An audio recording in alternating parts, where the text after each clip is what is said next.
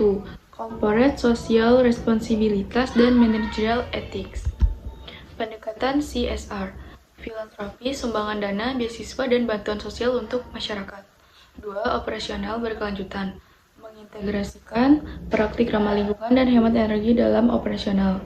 3. Strategis menyelaraskan kegiatan bisnis inti dengan nilai CSR untuk berkelanjutan. CSR sebagai bagian dari strategi bisnis, menciptakan keunggulan kompetitif perusahaan yang peduli terhadap masyarakat di lingkungan lebih disukai konsumen, mendukung inovasi.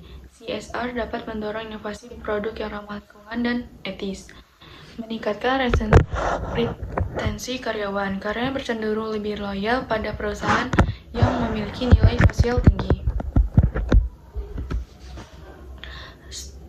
Studi kasus CSR sukses.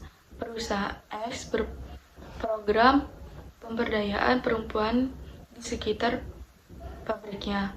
2. Perusahaan Y pengurangan emisi karbon melalui penggunaan energi terbarukan. 3. Perusahaan Z pelatihan keterampilan digital untuk anak-anak di daerah terpencil. Hambatan dalam implementasi CSR. 1. Biaya tinggi. 2. Kurangnya dukungan. 3. Perubahan regulasi. 1. Biaya tinggi. Program CSR memerlukan daya yang cukup besar. 2. Kurangnya dukungan. Tidak semua pemegang paham atau manajer mendukung CSR. 3. Perubahan regulasi. Kebutuhan untuk terus menyelesaikan dengan peraturan yang selalu berkembang. Konsep etika bisnis. Etika bisnis adalah kumpulan prinsip moral yang membimbing perusahaan dalam menjalankan usahanya. Etika bisnis membantu perusahaan membuat keputusan yang mempertimbangkan kepentingan semua pemangku kepentingan atau stakeholders. Contoh pelanggaran etika bisnis. Pencemaran lingkungan. Melakukan pembuangan limbah yang mencemari air atau tanah. Manipulasi laporan keuangan, meningkatkan laba secara tidak etis demi menarik investor.